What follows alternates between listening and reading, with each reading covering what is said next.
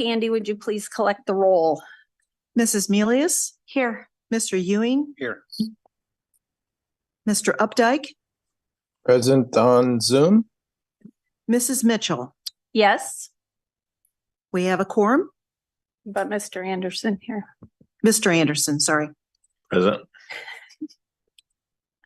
Hey, please rise and join me. Oh, no, we have to do approval of the agenda. I wanted to recommend that we take 7.10, the Kaufman Foundation grant application, to take that out of the consent and move it to action items. So we just need a motion for approval of that, if everyone agrees to that.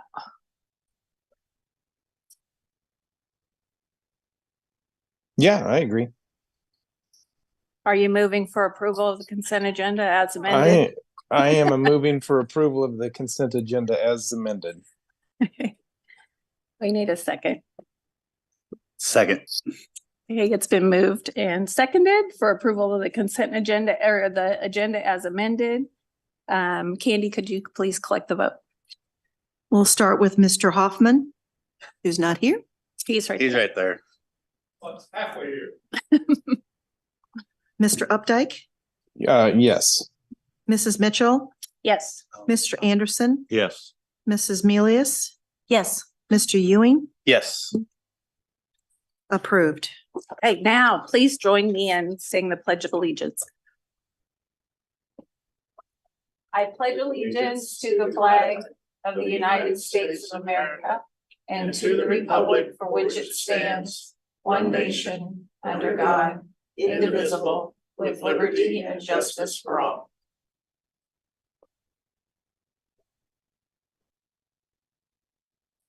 Hey, welcome everyone. We're gonna move on to reading of the mission and vision of the school district, just to keep all of our purposes in front of us. So the mission of the USD230 school district is to be a district that engages students to learn, create, adapt, and succeed in an ever-changing world.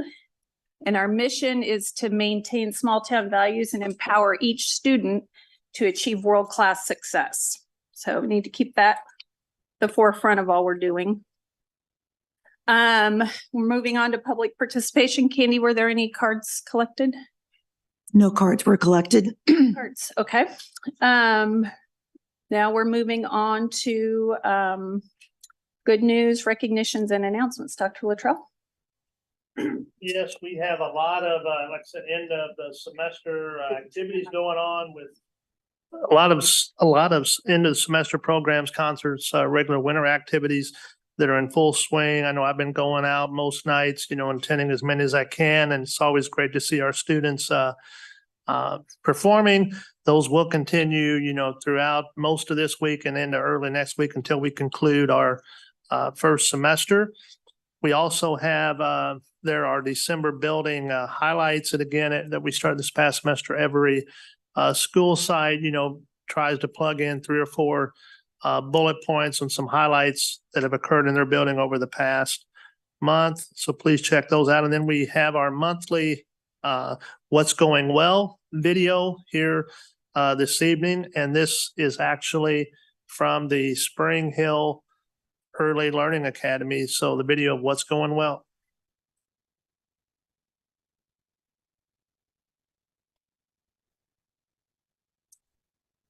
What's going well here? This is our favorite time of year. There's lots of imagination. There's lots of excitement. The kids are all getting ready for the holiday season. The teachers have all different types of experiences in the classroom. Everyone's super excited. We're having a great time here at the Spring Hill Early Learning Academy. The kids are learning through play. They're doing hands-on activities. We've got the gingerbread houses set up, and they're having a great time learning letters, numbers, colors, shapes, and exploring with their sensory. Specifically in our motor groups is our students are really coming in and learning the routine. They are doing a great job to practice those self-regulation techniques, such as calming their bodies, following directions, while also getting to move their bodies in the same way. It's our testing week and it's super exciting because we get to see all the growth from the beginning of the year to right now, right before break here. And I've seen a lot of growth from a lot of my kids. We have been working on numbers and we're working on an activity with trains where we're recognizing different ways to identify different numbers with the 10 frame, holding our fingers up, tally marks, blocks, and just recognizing them and matching them. One of the projects we've been working on lately is putting together little all about me projects where the kids get to share all about themselves and what they like and their favorite songs and their favorite movies. And so they get to share about their personal home life and cultures.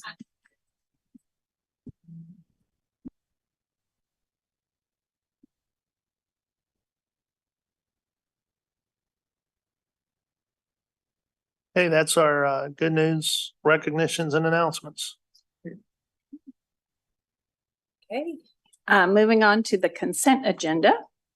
This consists of approval of consent agenda items, approval of minutes, clerk's report, treasurer's report, payroll and claims, personnel, insight, site council members, which we didn't have that approved earlier, so we need to reappoint.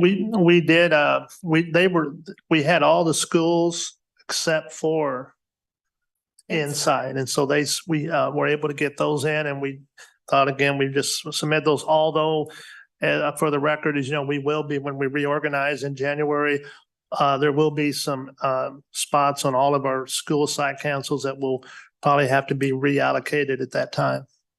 And then there's also an Insight early graduation request, Spring Hill High School early graduation request, and then we pulled the Kaufman grant application out so that we can have a little explanation about that. And then the purchase of track and field equipment at Forest Spring, we've discussed that, and it's seemed like something for the consent agenda. So need an approval and a motion and a second on that. I'll make a motion that we approve the consent agenda as listed minus the Kaufman Foundation grant. But I also want to point out that we have a resignation. Joanne Whitmans was with us 25 years, did a wonderful job, and she will be greatly missed. I think she doesn't know it. My oldest daughter was too shy, but she was her favorite teacher. Second. Okay, it's been moved and seconded. Is there any questions or discussion? Okay, Candy, would you please collect the vote? We'll start with Mr. Hoffman, Yes. Mr. Updike, Yes. Mrs. Mitchell, Yes. Mr. Anderson, Yes. Mrs. Melius, Yes. Mr. Ewing, Yes. approved. Okay, moving on to action items. Policy IF and IFA, Dr. Luttrell. Yes, going back to a work session that we had a few weeks ago and trying to work through to make sure that policy IF on instructional materials as well as IFA, which would kind of be a second half of that component on the selection and that of formatting for the media materials. And so we feel that after the last meeting that that's in pretty good shape. I mean, that is in good shape and ready for approval. And upon approval, we will continue to clean that up in terms of then begin writing in earnest actual, which we have. We just haven't really submitted them yet to have that discussion on the actual guideline piece, which will basically put into writing, clear expectations for anytime it's coming to development of putting in a new curriculum, especially as it relates to instructional materials, textbook materials, as well as media materials. Our goal is to have that hopefully have a review, at least the first part of that, which would be the instructional material piece sometime in January. We still, like I said, the media piece might be a little bit behind that. But again, I firmly believe, as you've heard me say, it's really been needed and will definitely and should clear up a lot of things, and instead of things just falling through the cracks or people taking for granted, well, it's okay, I can do this or not. It's going to be pretty much very clear as to what is expected in terms of steps throughout the process, whether it be instructional material in the classroom or whether it be a media center type material.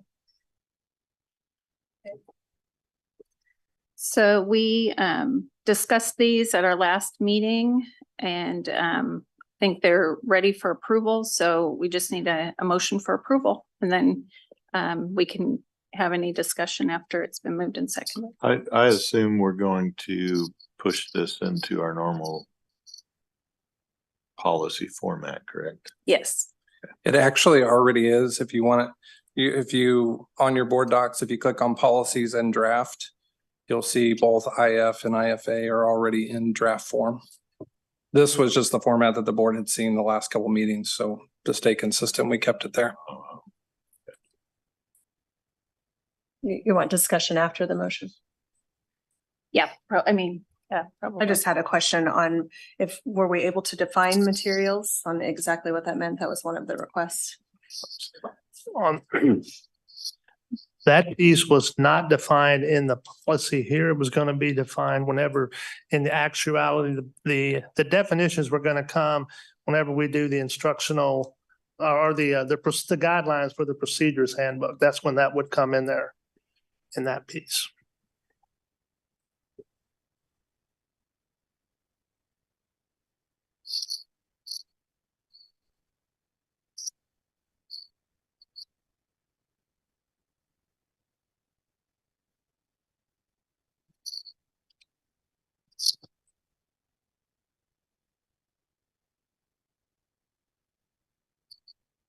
Madam Vice President, I move that policy IF and IFA be approved as presented. Second. So we have a motion and a second. Is there any further discussion? Questions, clarifications?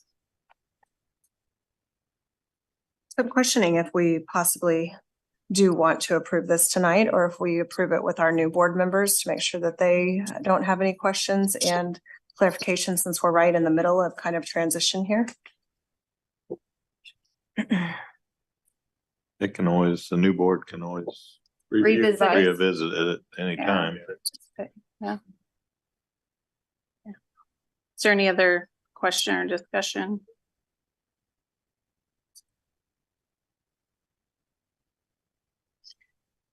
Okay, let's go ahead and collect the vote, Candy. We'll start with Mr. Updike, Yes. Mrs. Mitchell, Yes. Mr. Anderson, Yes. Mrs. Melius, Yes.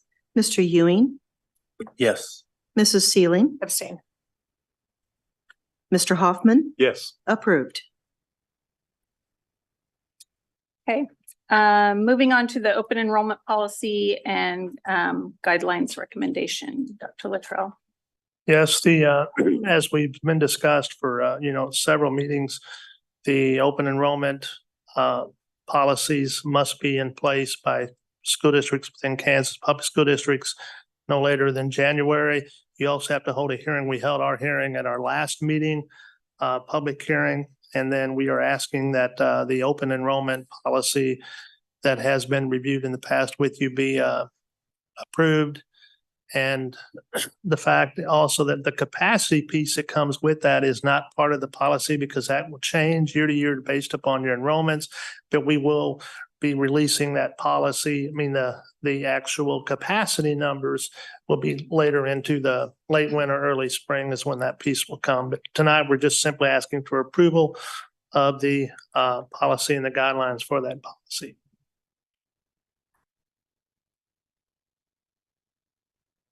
So does anybody have any initial questions about these? We did discuss these pretty handedly the last few meetings. I don't know the last meeting, but the meeting before that.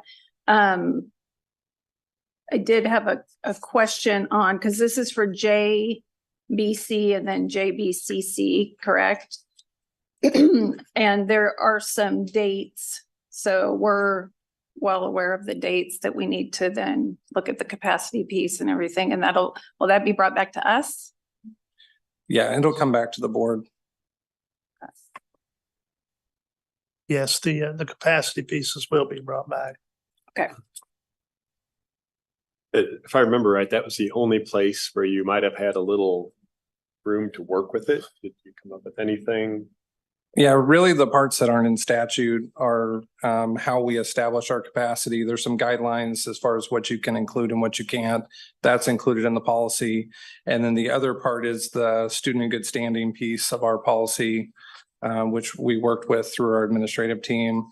We followed pretty closely to the recommendation that I think you'll see from a lot of other districts, other than we increased our expectation for attendance since it was just looking at excused absences. So those were the two pieces. But we'll take RSP's projections, which should be coming again in January, February, and we'll rework based on our staffing as well and come back to the board probably around spring break to review the actual capacity numbers so that they'll be out in front of the May 1st deadlines. Okay. Thanks.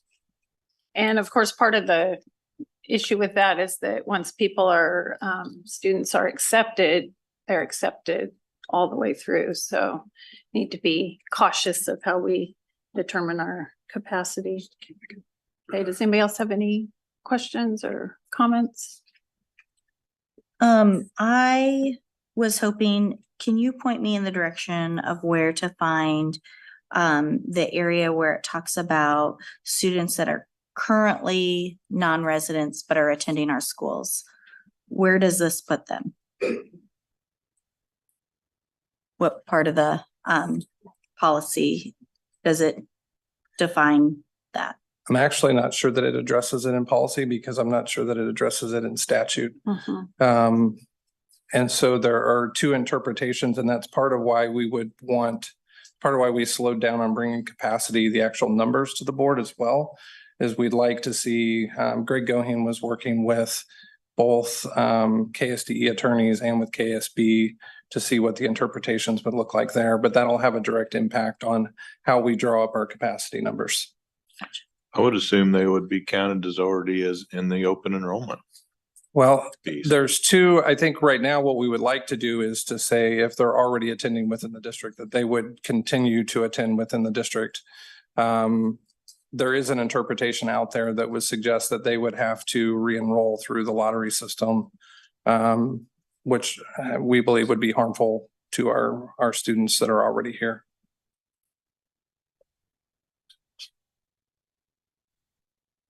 Okay. I want to make sure, I know this was a question that I'd asked early on, and then I know you were working through it all. Do they fall under that non-resident student continued enrollment piece? Well, so that's the part that it depends on who's looking at it. Gotcha. Depending on who's interpreting that component of it, there are some people who are saying that that doesn't apply until year 2. And there are other districts that are going to apply that from the very beginning. From talking to our legal counsel, the recommendation at this point has been that we apply it immediately and we allow them to continue enrollment with the district. Awesome. Thank you. And it does preserve the ability of staff, students to attend regardless. Yeah. And then there's also a piece on homeless. Yeah, staff, homeless, and students in the care of Division of Children and Family Services would be enrolled no matter what your capacity is. And then those that are military or siblings of students who get in through the lottery would be given future priority if we have open space. But if capacity is already full, we wouldn't be required to enroll them. Okay. Okay, is there any other clarifications, or did that answer what you were looking for?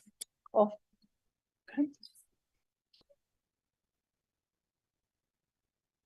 So this is an action item. We need a motion.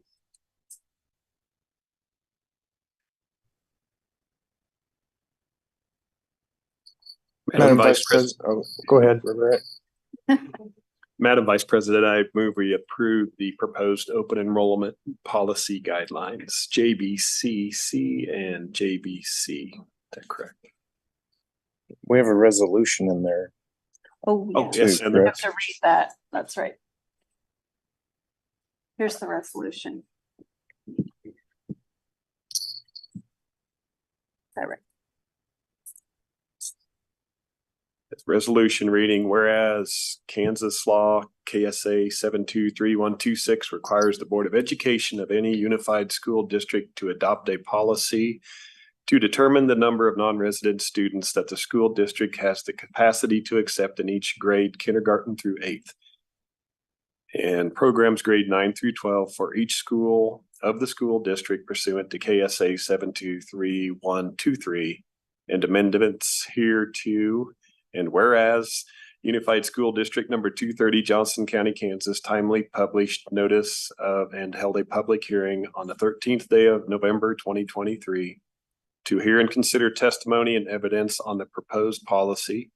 And whereas the Board of Education of Unified School District number 230, Johnson County, Kansas, has considered the testimony and evidence presented or submitted at the public hearing and determined whether to adopt or revise proposed policy at a subsequent public meeting of the board. Now, therefore, be it resolved by the Board of Education of Unified School District number 230, Johnson County, Kansas, in a meeting lawfully assembled this 11th day of December 2023, that the attached policy shall be adopted and published on the school district's website. Go. And you pass that around, Mr. Hoffman? Or you have the actual resolution, right? Yes. That needs to be signed. Okay, we will do that. Okay, somebody needs to sign or second it. Second. I second the motion. Okay. So we have a motion and a second for the open enrollment policy with resolution. Is there any other discussion or questions? Hey, Candy, would you please collect the vote? We'll start the vote with Mrs. Mitchell, Yes. Mr. Anderson, Yes. Mrs. Melius, Yes. Mr. Ewing, Yes. Mrs. Sealing, Yes. Mr. Hoffman, Yes. Mr. Updike, Yes. approved. Okay. Moving on to special services instructional materials request. This was also presented as a discussion item last meeting. And it basically, again, is more of an intervention material for our pre-K through 8th specifically. It's more designed for students that have some special needs and have an IEP. And so again, we'd ask that again, this material be approved for use within the special services department. Okay, I think we had people present on this last meeting for sure. Is there any questions about this or any discussion? It's an action item, so we'll want to approve it tonight. What is our intent for the market value asset? What does that mean? Our director of special programs, Ms. Joddles is here, and she can better than I can to answer directly any of the specific questions as to its use. Ms. Joddles. Yeah, can you ask your question again? I'm sorry. As the goal of the grant is. Oh, we're on a different, we're on the special services instructional materials request. Sorry. Thank goodness, because I wasn't sure about that. It's like, I guess I don't have a question. okay. All right, thank you.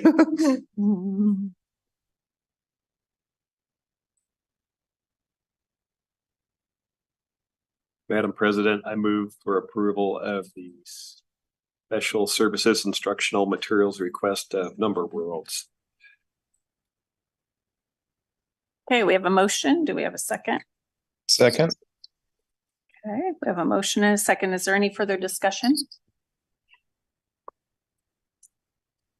Okay, Candy, would you please collect the vote? We'll start with Mr. Anderson, Yes. Mrs. Melius, Yes. Mr. Ewing, Yes. Mrs. Sealing, Yes.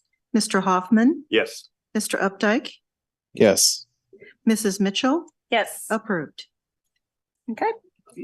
So now we're moving on to 804, which is the item we pulled out of the consent agenda, Kaufman Foundation grant application. So we've discussed this and had presentations on this, but it's been a while ago. So I think just to kind of clarify what we're approving here would be great. So Dr. Luttrell? Yes, and the word, yes, and the wording may throw people, but we have been, for quite some time, been involved in delving into the real world learning program for our students, especially at the high school.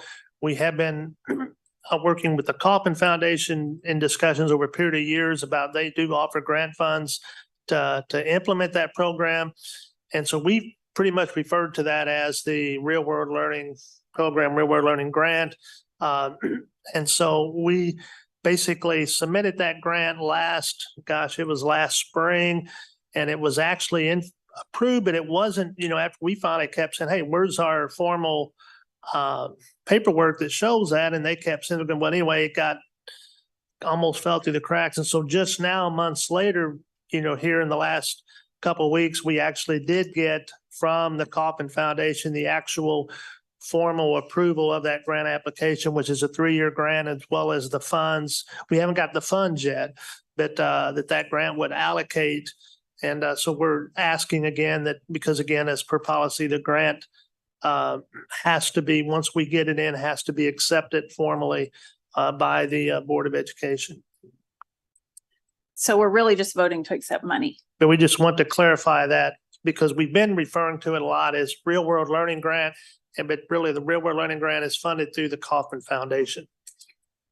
And maybe somebody else wants to answer this better than I can, but I know the market value assets are the Kaufman terminology about having some kind of real world asset. Yeah, just wondering what our intent was on that. So the timing of this is actually, it will also tie into our graduation requirements, because you've seen the state of Kansas adopt similar expectations. So our real world learning coordinator has already been working on putting the foundational pieces to this, but the state of Kansas now requires every student to graduate with some form of market value asset. So that could be an internship, it could be a job shadow, it could be a project that they do for a company. The idea is to get them real world experience before they leave high school, and to get them exploring different careers a little bit deeper, in hopes that when they're done with high school, they've got some idea of where their passion interest might lie, and they are able to rule out some things that they may not be as interested in once they see what it really looks like in reality. So the majority of the grant funds go to fund our real world learning coordinator position. The other parts of this grant will go, there's some stipends for summer work to align our career and tech ed and our curriculum work to the real world learning expectations, and make sure that we have some of those opportunities embedded within our coursework already.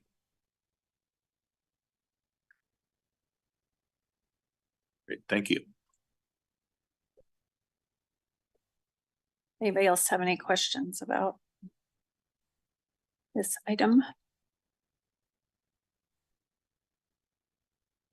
Madam Vice President, I move that we approve the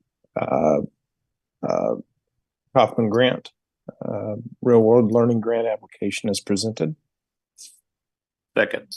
Okay, it's been moved and seconded to approve the real world learning grant from the Kaufman Foundation as presented. Is there any other discussion? Okay, Candy, would you please collect the vote? We'll start the vote with Mrs. Milius, Yes. Mr. Ewing, Yes. Mrs. Sealing, Yes. Mr. Hoffman, Yes. Mr. Updike, Yes. Mrs. Mitchell, Yes. Mr. Anderson, Yes. approved. Okay. Moving on to our discussion items. 9.01 high school advanced placement courses and textbook. Dr. Luttrell.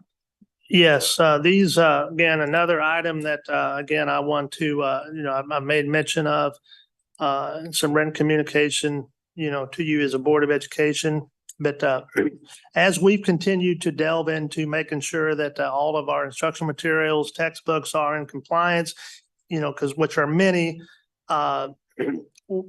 we can only kind of start with most recent since individuals that are here have been here. That's the easiest way. And as we've gone back through, or as I've gone back through, we did recently discover also that there's been some kind of hit and miss with our AP dual credit courses, which again, they typically, dual credit has an articulated agreement with Johnson County Community College, which is our College Now program, where they typically, choose the text as well as the curriculum. And then we also have our Advanced Placement College Board curriculum, which has really seen expansion over the past, 5 to 10 years. I think I was looking today, we're up to almost about close to 40 plus hours that a student could take if they took all those courses in the curriculum.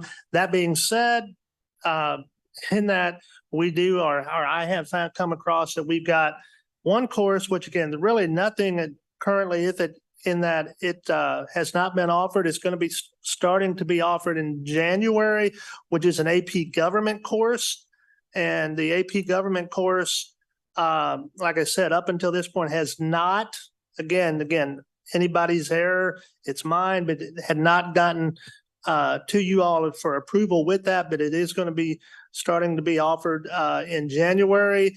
But the textbook on that has not been purchased. It was just actually kind of finalized with selection through the course, various textbooks that the AP College Board recommends for that. And we should have that for the board to begin reviewing soon.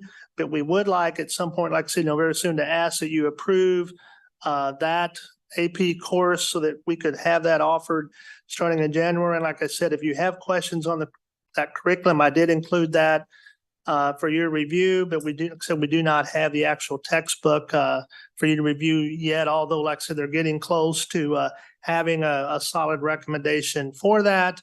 And then also the other piece to that is the Western Civilization, which is also AP European History, which is also an AP course that is new this year. Again, did not come to the board for approval beforehand. Again, oversight on me.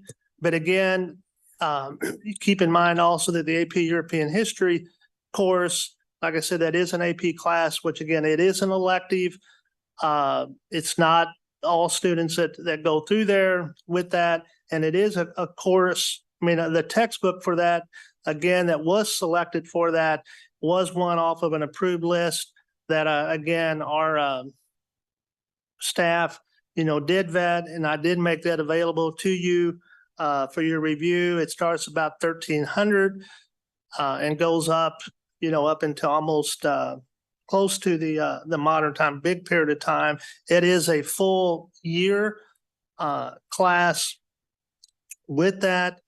And so, again, we're trying to make that right and make sure that, again, that we're being as transparent as we can. Let you know, as we find some of these courses, we don't think there's an abundance of them, but again, when we do, we want to make sure that we bring them to you. As I said, the AP government course, really, hasn't been going, it has been in place, hasn't started. But then the AP European History class, like I said, this is the first year for it, finishing up that first semester.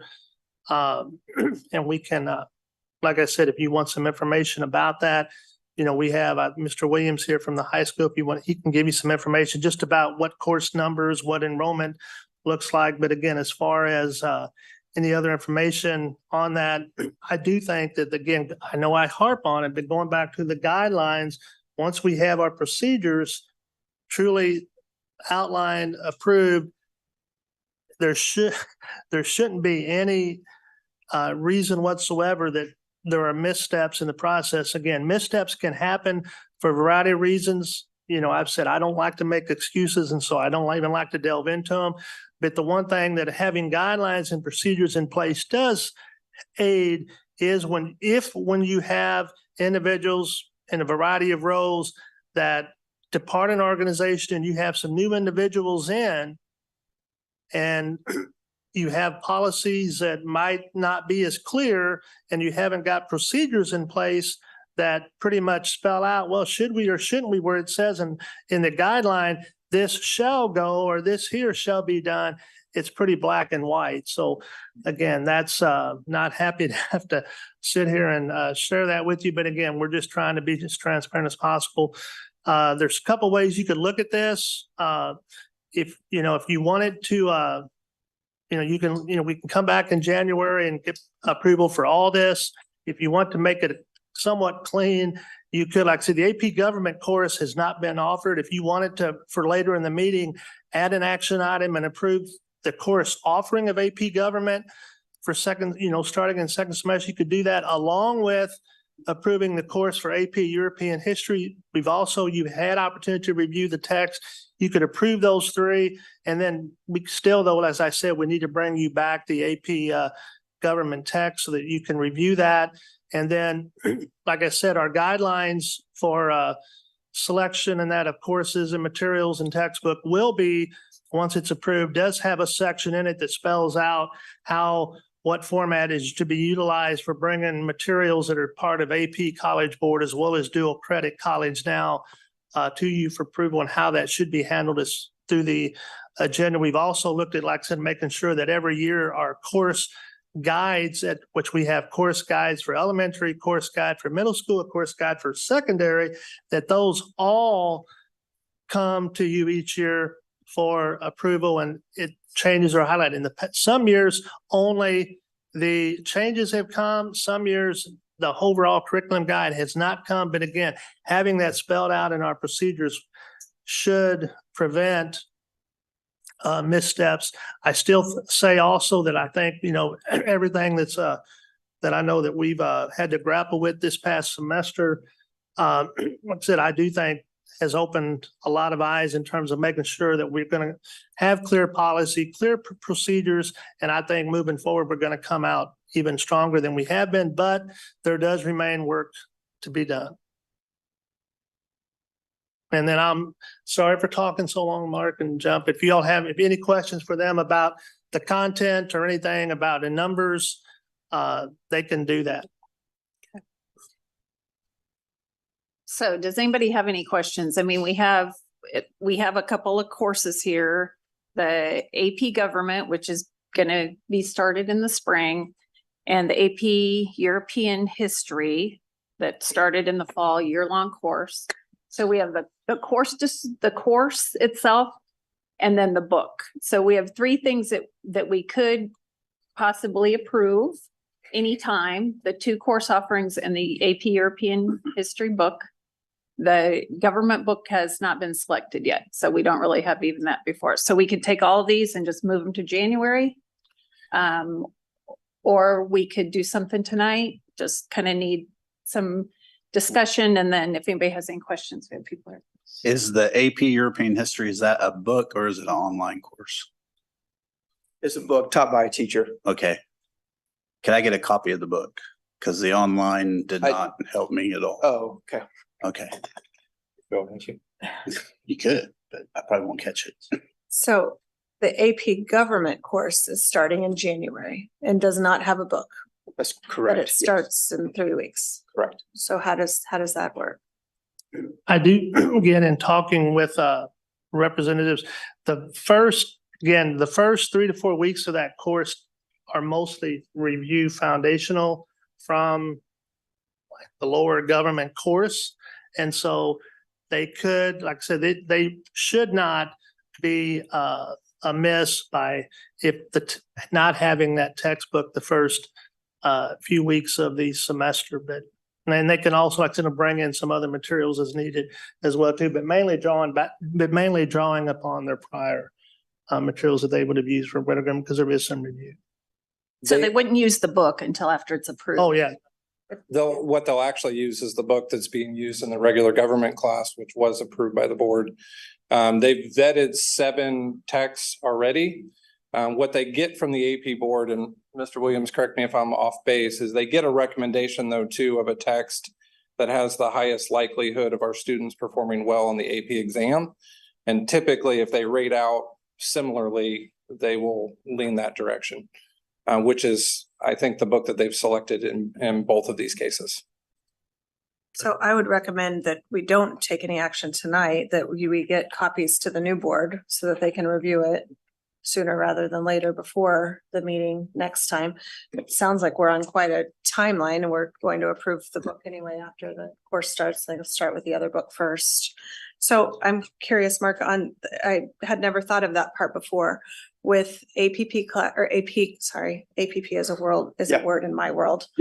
Advanced practice. AP courses, they're through Johnson County No, sometimes. no. All of those are College Now courses where they get the gotcha. Johnson County I credit. thought- AP is through College Board. And Yes, so those are the ones that come down to the test in May. They take the AP exam that universities can accept it at certain level scores. yeah, I thought he had said AP in Johnson Yeah. County, so I was a little. Sorry, yeah, no, our College Now courses are the Okay. ones aligned with Johnson Right. County Community College. And when that happens though, which got me thinking about that. Yes. Obviously, we're not approving curriculum Correct, and textbooks for Johnson County. correct. So that needs to be delineated in this handbook too, that just to make sure that. Yes, that's and clear. there will be a. Yeah, yes. so we do have policies and procedures in place, but we are creating this handbook. What is our timeline looking for that? I'm hoping to have the instructional material procedures for textbook selection and instructional material sometime in January. Yes, In January? Okay. yes. And that's just to, I know we've said this a lot, but that handbook doesn't supersede the policy. The policy is just referring to that because the policy is already in place. Correct. Correct. And so in January, if we bring this back in January, as Sharon said, this is a course that's happening right now. And then a course that's starting in January, those will be brought up for approval at that point. Yes. So it'll it'll put us pretty much in compliance with what we have in front of us in January. We're a little behind the. We're a little behind the 8 ball on the European history book. but About 5 months, yes. So. I do think there has been kind of a gray area with these AP courses because you don't have a lot of control over the curriculum because it comes to you. They have to pass the test. That's a national test. And so that's what's taught.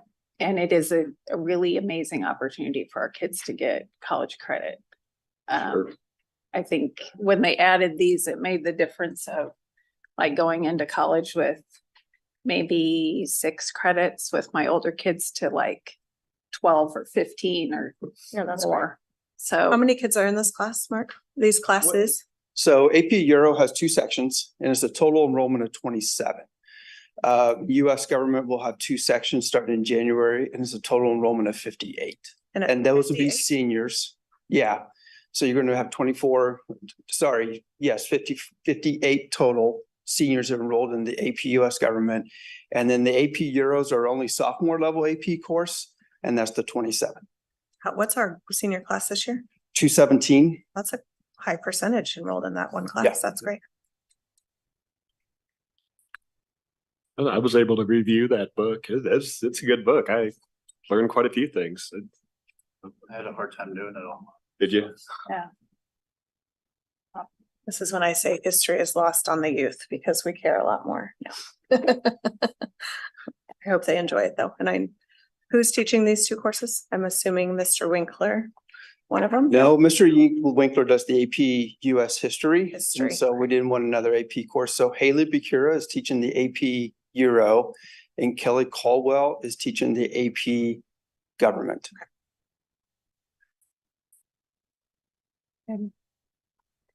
So does anybody see a reason to move anything to an action item tonight? Because if we're not going to, we can ask to have some further discussion, but we won't need to do anything else with this. Keith hasn't had a chance to review it. Okay. Let's hold off. He's got a few hours ahead of him here. Yeah. Okay. What I could find, what I did read, I was like, see, now I just.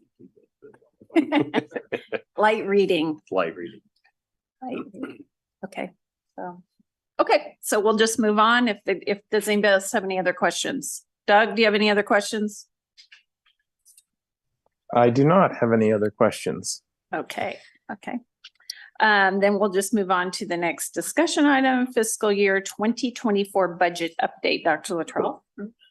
We are a little bit over 40% complete, believe it or not, with our fiscal year. And so I asked Mr. Swin to prepare a brief overview of where we're at in terms of our fiscal school district budget, in terms of revenues, expenditures, as well as with the legislative session coming up, just what are, again, some of the key issues going to be that we're going to definitely need to keep an eye on before we make too many decisions, because they do impact us a lot of ways financially. So he's prepared a very succinct report. And so Doug, I'll let you take it away.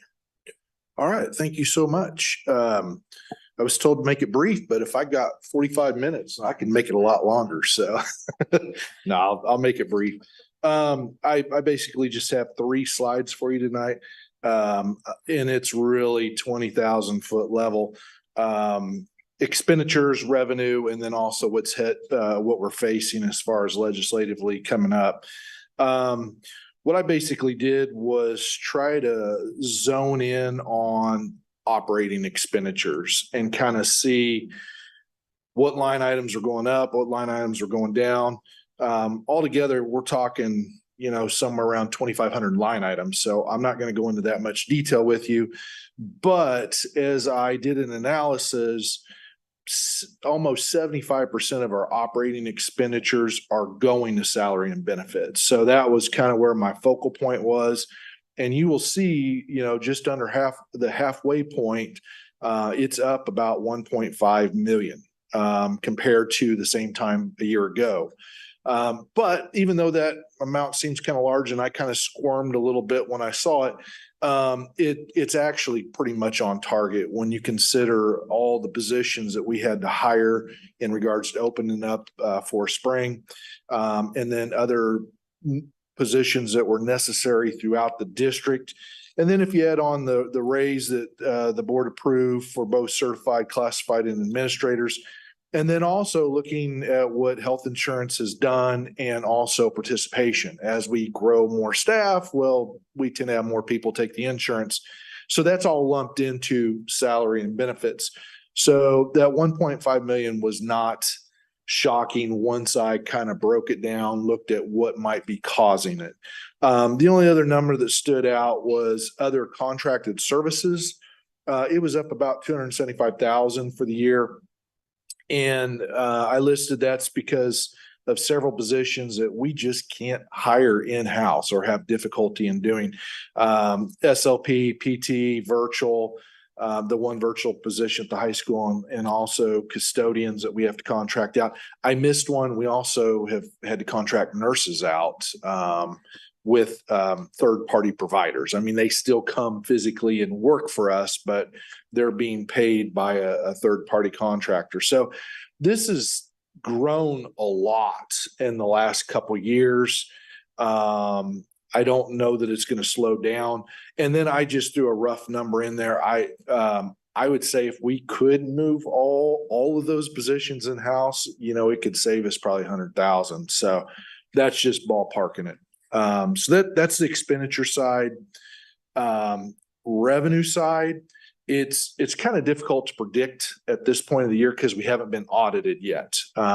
We send all the student count on 9/20. Actually goes to the state in October, but our audit is until March. And so that's when I'll have good solid revenue numbers. But I did take a look at, well, what did we here not that long ago budget our general fund being? And what we published was about 41.3 million. Now that we know what some of our weightings came in at, it's going to be closer to 40 million.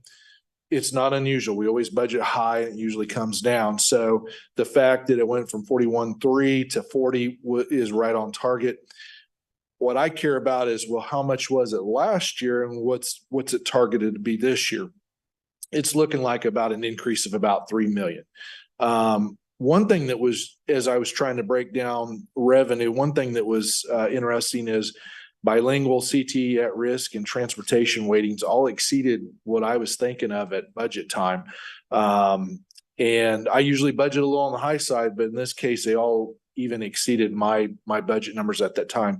The good news is because the overall budget is is padded with some increases in other areas. I don't think we're going to have to republish the budget, but that could come up down the road. That would be more like an April or May discussion when we, after we get through our audit.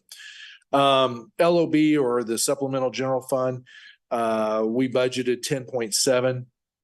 Again, it's a little on the high side. I think actual is going to be closer to 10.2 once the dust settles. When you compare it back to last year, it looks like we'll have about 700,000 more to spend. So our two main funds, general, supplemental general, you're looking at a combined increase of 3.7. Did a quick look at capital outlay. We should have another close to 550,000 available there to spend. And that's just because 8 mills generates more now than it did a year ago because of the increase in assessed value, which jumped approximately 20%. All right, before I go into legislate, any 20,000-foot questions you might have as far as expenditures or revenue at this point in time? So this extra, or not extra, additional that you're going to get in capital outlay, is that money that like it's kind of already needed to be spent, or is that something that could help kind of build that fund up? Yeah, it's if we don't have any big surprises, it's absolutely something where we could build cash balances there for a future project. And I know we have plans to build or bring back in the near future capital outlay list to show you what projects are coming up for the summer, and give you an idea what to expect. Right now, nothing real major that I'm aware of, but things happen. So it's good to have a healthy balance in capital outlay. We have a moderate balance right now, but yeah, with 550,000 more coming in, there's an opportunity to build it up even more. So, and not to jump ahead, but you are going to talk about the cash balances. Is this part of that same discussion in the next page, or is that?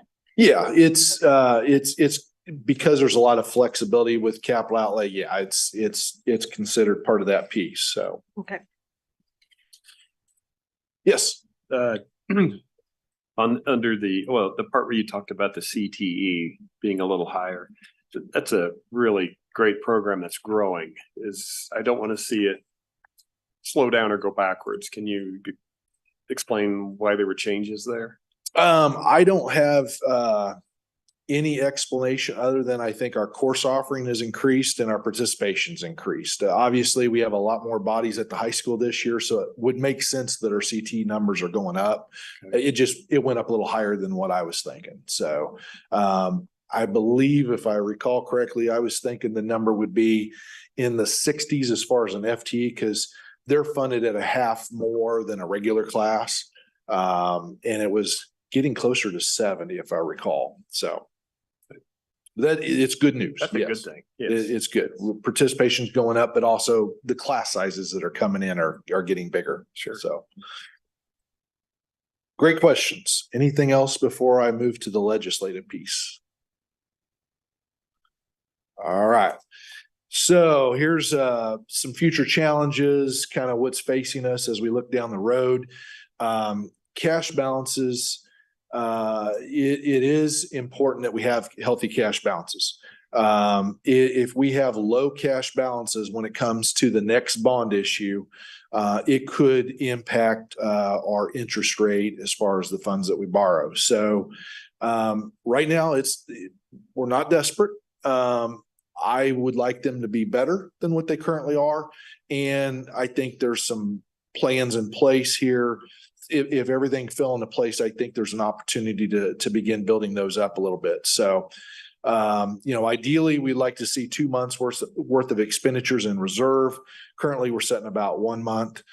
It would take 4.5 million to get to that 2-month threshold. So that is not achievable in a 1-year period, but it would be something we could possibly get to over a 4 or 5 year period with proper planning. But, it's just a guide. Nothing says that you have to be at 2 months, but it definitely makes your finance person sleep better at night if you are. So we've operated thin for years. So it's not like we suddenly lost a bunch of money and, oh no, the sky's fallen. We've operated with thin cash balances for a very long time. So, and we're getting pressure to go to zero, right? There's not as much pressure recently as I've seen in a couple previous years. At one time, they were threatening to come in and just wipe all the cash balances because they figured, hey, you don't need them if you're not spending them. But they don't realize that when you start the year, if you don't have cash balances, your tax dollars, the majority of your tax dollars is not showing up till January and June. Well, what are you going to live on? How are you going to make payroll if you have nothing in the bank in July? So it's important that you are sitting on cash until those tax payments show up. So great point. So as we look to the legislative variables, and these are some big ones, and I wish I knew what was coming down the pike. I feel fairly confident we're going to see current year funding. There's some good things being discussed behind the scenes, but if that doesn't happen, and if our increase next year is 150 students, that's $1 million of lost revenue. Now I did go back and calculate one number I do have for you, an actual number. If we would have had current year funding for this year, and we were so close, we're talking it was 11:59 on the clock, and then the veto came. If it would have happened this year, it would have been another $954,000 in our general fund and $314,000 in LOB, which would have been almost a combined $1.27 million approximately. So that could have done some wonderful things.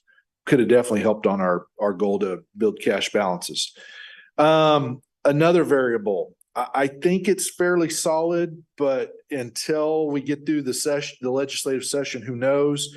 Right now, we're being told to expect the base state aid per pupil to increase by 300. Currently it's at 5,088, and it would go to 5,388. If for some reason they get cold feet and they don't, and they freeze it at 5,088, that would cost us approximately 1.35 million.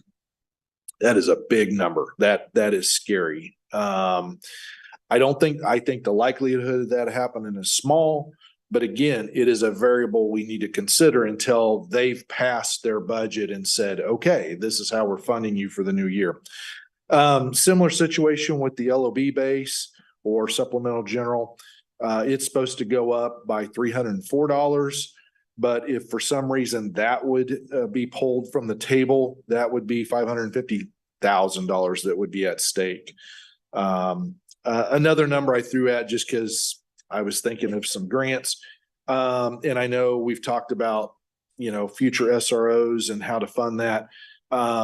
Last year under the school safety grants, there was allotted 5 million statewide. Our portion was 55,000. Hopefully that will continue.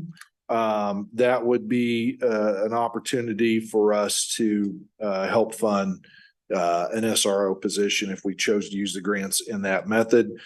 And then last, but certainly not least, I know there was a lot of talk last year and a lot of push for fully funding SPED based on statute. They're supposed to fund it at 92% of excess costs. For FY23, it was at 76%, and it's supposed to go down to 69% this year. One of the numbers I saw floating around that said to get everybody in the state to that 92% figure would give us another $7,700 in categorical aid. And with our FTE and categorical aid being approximately 100, again, this is a rounded number, fully funding SPED could lead to $770,000 more. Which would be fantastic because we transfer a lot of money out of general fund to SPED because we don't get fully funded. If we could reduce future transfers by $770,000, that frees up some significant operating cash for us. So there's the big four and a small one there. Hopefully, I feel really good about everything other than the sped one. It's been talked about. It's just, I don't know that there's enough push to get that through this year, but hopefully everything above that will continue. But again, no promises. And with that, happy to answer any questions. So one question I have, the school safety grants, are those state grants, federal grants? State grants. Yeah, state. And it's a pretty easy application process. So we used our portion this year to help fund the Centegix bill that we had as far as the safety for staff, the button. So, and in the past, we've used it to buy protection film on the buildings and have done a couple other things with it, locks on some doors and some various expenses for our buildings. I like your optimism that the state's gonna come through on 3 out of 4 or 4 out of 5. Yeah, I do think the current year funding, I mean, when people are in this open enrollment thing, that affects everybody more than it did before. So Very true. it's maybe easier to align. there's more people talking about it than a year ago. So last year it really got some attention. And I'm hoping this year we can get across the finish line. So will you clarify for me, when you said your current year funding, you said it's lost dollars, but those are really aren't lost. Those are just delayed. Delayed. Yeah, that's a better term for it. Yeah. My point was if we begin counting on current year to happen next year and then it get yanked out, it would be like a loss of $1 million if you were counting on it. But right now we're not being funded for it. So you can't really count it as a loss unless you go back and say, well, there's all those years in the past where we were current year funding and now we're not. I personally see it as a loss because it should be there. It's in my mind, borderline criminal that you can't get funded for the kids you're educating. You have to wait a whole year, but that, it is what it is. It's not lost because we actually had it, but it's lost because it would be the right thing to do. Yeah, well, we had it at one time. We had it for many years and it got taken away with block grant funding. So the true loss happened at block grant and we've been under that since then. But it is the right thing. It is the right thing to do. And it's a whole lot more than 1.3 million if you add up all those years, sadly. Yeah. So I feel pretty good. I think it's going to happen this year, but if not, we will adjust and move forward. Is it the general fund is set at 20 mils by state statute? Is that right? It is, yes. Okay, so have you heard at one legislative thing I was at, they were talking about lowering that. Have you heard of that? I've heard, not recently, but I've heard in the past, if they're trying to give a tax cut, they could give it in the form of lowering the 20 mils down to 18 or 17 and give people tax relief that way. They are the state setting on a lot of money. I mean, a lot of money. So there's going to be pushes this year to give tax relief. But hopefully they won't take anything away that we're kind of expecting for next year. So they could. I heard that too, Sharon. I think they were trying to move it down to 18. Yeah. And I think I heard it at the, when the state school board reps were together. Yeah. All the ESSER, that's all over. The COVID's over. There's no. ESSER's coming to an end. Technically, it would be September of 24 is when you have to have it all encumbered, but we'll have our ESSER portion spent by June of 24, just so we're not crossing another fiscal year. But that's going to create not a big challenge for us because our allotment was relatively small compared to everybody else. There's some districts out there that have a fiscal cliff coming. And if they haven't been preparing, they're going to be in a world of hurt. Yeah. So, and I've talked to some of my colleagues. I had a finance meeting about a month ago and we talked about ESSER and some of them were like, yeah, if there's some positions we created and if those people retire or move on, we're probably not going to fill them because we don't have the money to continue to pay those positions. So, but a lot of them are counting on the base state aid per pupil going up, so they'll get more per kid. They're hoping the LOB base goes up to help cover the loss in ESSER. But if people didn't budget for that, they're going to be in a world of hurt. And that is being talked a lot about. I don't think we're going to suddenly get a new pot of money to backfill for the loss in ESSER, but there's going to be some push for it because they're going to say, wait a second, there's this huge cliff coming. We need more money. So Just tell them how you did it. We made it. Hey, does anybody else have any other questions? Mr. Updike, do you have any questions? No questions for me. Okay. Thank you very much. It's really good presentation. Absolutely. No, I appreciate getting a little update. That was good. Okay, moving on to the board work calendar. Dr. Luttrell? Yes, again, just see, very fluid, continues to change, continues to evolve. One thing that I want to throw out there, just consider, especially, with the fact that we do have, some longtime members that are going off and some new ones coming on in terms of that work calendar. Is you can see there are a lot of items looming on the agenda, especially early in the new year. And one thing that there might want to be some discussion given to at some point is, we, for some time, there has been the trying to get out into our schools.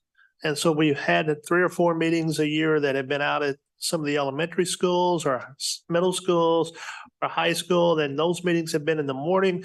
While those are very, very beneficial and gets individuals into the schools, the rule of thumb there has been those are not strained because it's just hard from a physical standpoint to do so in terms of audio and different things. And because it's so early, a lot of people are not able to attend that might normally would because of work and things.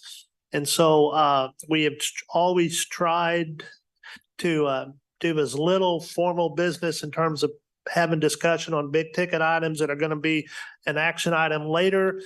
And so I'm just saying at some point while our board meeting schedule is set, that can always be amended in terms of maybe location wise.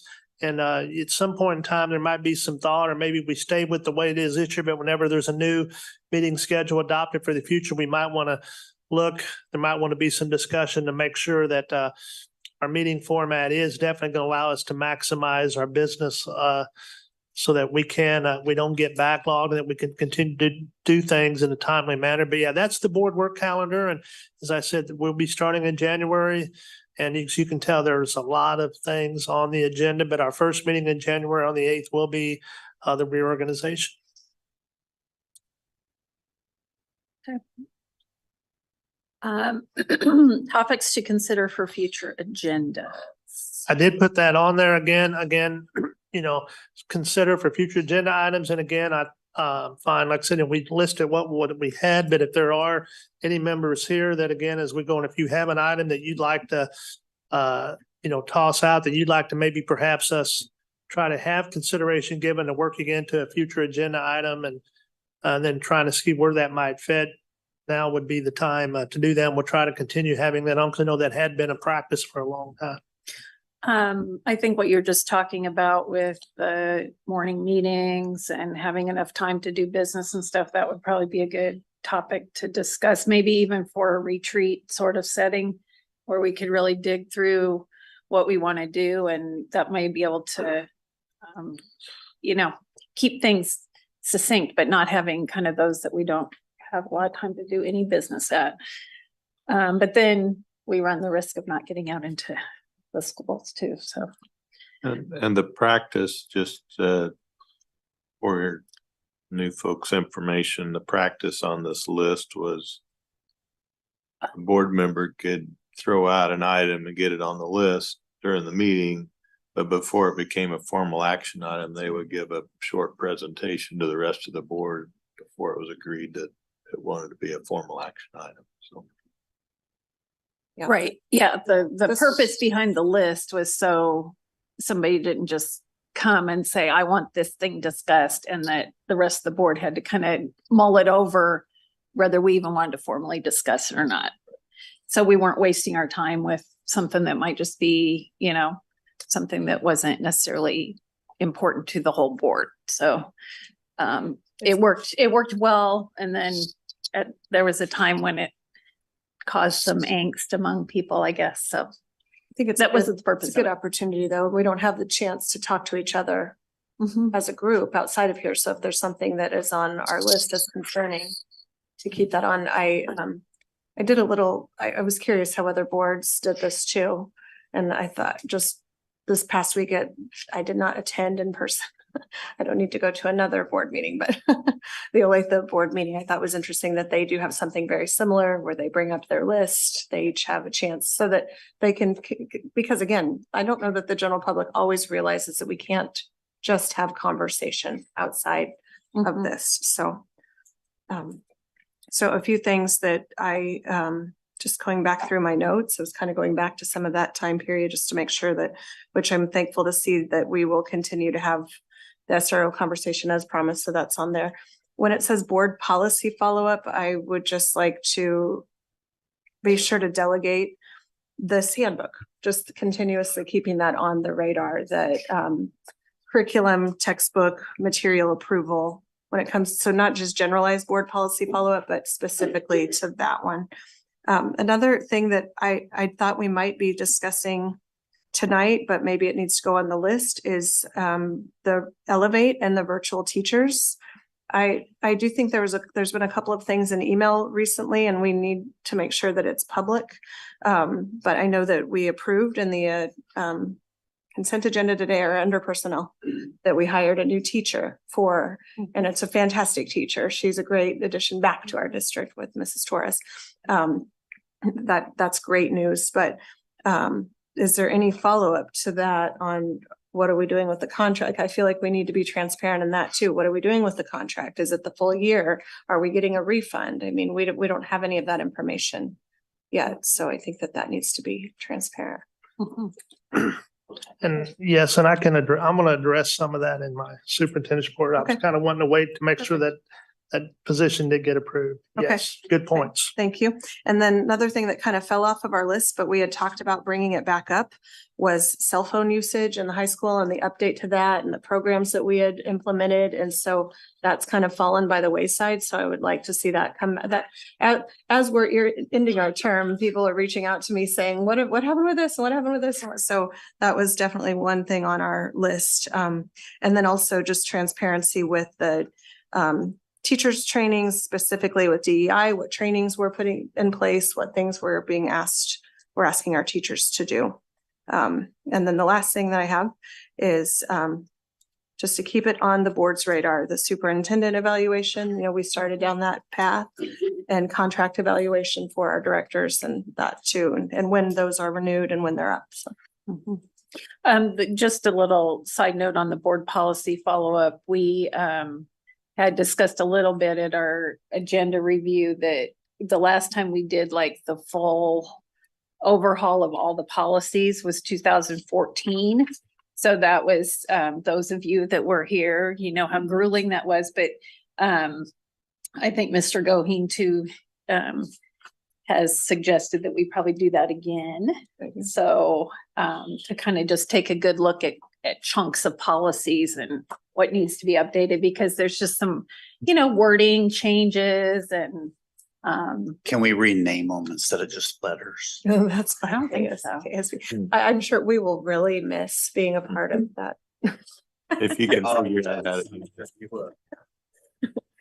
So maybe Dr. Luttrell, this is in your superintendent update too. So if it is, let me know.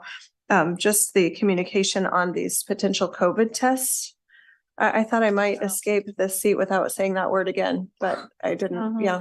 But if I think we need some clarification on that, like who's going to be tested or what's the parameters around it. If you want to address that in your superintendent report. Yeah, that's fine too. I just wanted, if it wasn't in that, then I wanted it on the list going forward. Yeah, so that's the next item. So does anybody else have anything for the list? I do. Yes. I just happened to think of it the other day. refresh my memory if I'm wrong, but didn't we used to review the healthcare benefits? That we used to have someone come in from CBiz and kind of do a review every year, but we haven't done that in years. So it might be something you guys want to maybe get a refresher. It was, I remember it was at this winter meeting that we did it one year because it made us late for our dinner. So let me get this straight. You guys are leaving and now all of a sudden we need to do all this wonderful, boring stuff. All right, just want to get clear. And we're suggesting you add letters to the front of it. Well, yeah, we'll add letters. You can choose to put that on the list or not. I just remember doing that, and I know it's been a while. So, Okay. Okay, anything else? Mr. Updike, anything else? No, nothing to add. Well, I guess the only thing we did have, I think the professional learning communities create a tremendous amount of value within our district. And I think keeping that on the forefront and just an evaluation of really the measurement of that value. It's important that we keep that in the forefront of our mind as well, because I know it's a strong program that creates a lot of value. And I think that just to in the theme of transparency, to have those conversations. I'm not going to mandate it be on a list because I think the new board coming in has a lot of probably new and creative and innovative ideas that they're going to want to add in there. So that was it. Okay. I think Thank that's you, Sharon. actually a really great, that was a really great point, Doug, because I think that like in my own position, you know, when you're living in something and you're in day to day, you forget that not everybody knows what's going on. And so maybe even just a report often on how PLC is going would be helpful for the parents because it is a change in their weekly schedule. Okay, there's no other possible future agenda items. We'll go on to superintendent's report. Dr. Luttrell. First, I'll start off by addressing a couple of the topics that came up. The K-12 Elevate, like I said, we did have the K-12 Elevate teacher that was kind of, through the virtual this past semester in 6 sections at our high school for integrated science. We did keep looking as hard as we could all semester. Going back to the time, though, when we did have to make that agreement was for the full year because we had to commit. However, now that we do have a teacher and that teacher was approved tonight, we've got a couple options. The option in the contract, is that we can at some point, whether it's this semester or even into the future, like another school year or even during the summer, we can trade those out for some other credits within the K-12 Elevate may offer, because they do offer some other courses as well as electives, as well as like interventions, some other types of services. It's pretty broad. However, I don't know if we can get as many at this late date as we might if we had more of a longer period of time to decide. They do some courses like American Sign Language that are very beneficial to students as an elective, but those teachers are very hard to find. The big key is, even though our contract, like I said, says that we're committed, I have been working hard the last couple weeks behind the scenes with the K-12 Elevate accounting department, trying to negotiate some form of a refund. I'm making progress. I'm not there yet. I wanted to, again, see how tonight went, but I still think there's potential that we can recoup some of our funds for second semester. We're going to continue. I'm not just taking no for an answer on that, but most importantly, I am very pleased that we kept looking, and I know our HR department did a great job in finding a high quality science teacher, again, that has experience teaching within USD230 in prior years. And our students are definitely going to be, in a better position because you have that live teacher in the classroom. So I'll continue to update on that, but right now, second semester, we will be transitioning to a live in the classroom teacher. And I'm still working on trying to see if we can get our contract to where we can get some partial or full refund on our second half money. But our contract did state very clearly going in that we had to commit for the full year. But I think they've got some wiggle room if they will. If not, we can still try to find some other course offerings. It might be, but whether it be in the summer, next school year, or even this next semester, it's not an all at once type of deal. The part about the COVID test that came up, and I made you aware of my written communication because again, the government has made available to all school districts across the country free COVID kits, which are more the rapid response type testing that individuals can use if they think they might have the symptom, that their symptoms are directly a sign of COVID. And you can sign up and for X amount of packets, they'll send those out like they did during the actual pandemic. And then basically they're available to your staff. If you want to make them available to staff, you can make them available to families if you wanted to. But again, we have not committed. I was not about to commit to those until I'd ran something, just kind of got some input. There's not a deadline as far as when we have to or whatever. I just know, again, we did receive some inquiries, from our internally about, hey, is this something that we might want to consider taking advantage of? But rather than unilaterally say, oh, yes, we do, I want to make sure. That's why I'd make you kind of aware in the written communication. But right now we have not committed. There are, like I said, factors. I mean, I would not be in favor at all of getting 5,000 tests in and sending them out and home automatically with students. But there could be some benefit, especially to our, for staffing, when we're trying to figure out, does this staff member need to, be home for 5 days or whatever while they have the symptoms, if we can get a rapid test. But there are, like I said, a lot of places out there now that give those tests much more available than they were, during the pandemic. So, but it's something we have not committed to. And, but I just want to let you know in case you heard, hey, are we taking advantage? Because right now we are not. I've just chosen not to participate in that. If that interest would change, we can do it at that time. And I'm also, again, not sold on the fact. Sometimes I know in their intent to do good, sometimes the Department of Education sometimes can roll out a plan like this, and then you say, okay, yeah, we'll participate, give us this, and then they can't even deliver. So it's one of those things. We might see how it goes and just see what happens in terms of. But I think right now that we have not elected in any way to participate in that. So you've talked about Elevate. I've talked about the COVID. Can I ask you a question? So would they be testing at the school? Is that what or they would be sending the test home? It would be designed the way the kits are set up, that if basically parents would know or families would know that they're available, they would request them. It wouldn't be automatically sent home. And then you could set it up however you want it to, in terms like if you said, no, we're not, if you want it, the parent has to maybe come in and get it from the nurse directly, or the same way for the staff. It's kind of custom for you to kind of design as you feel might best meet your local district. So we're not testing at the school. Correct? We're not even, Right. we haven't submitted anything to do anything. My question would be on this, and we can just leave it at this, is do we test or supplement for any other things? Or do we send strep tests home with the kids? Do we send?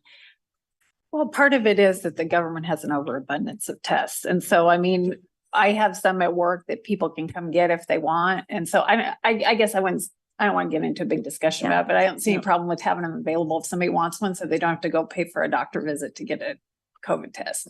But I don't think we have any intention of testing the people at. Right. Nobody needs to be tested at school. Yeah. That's a home deal.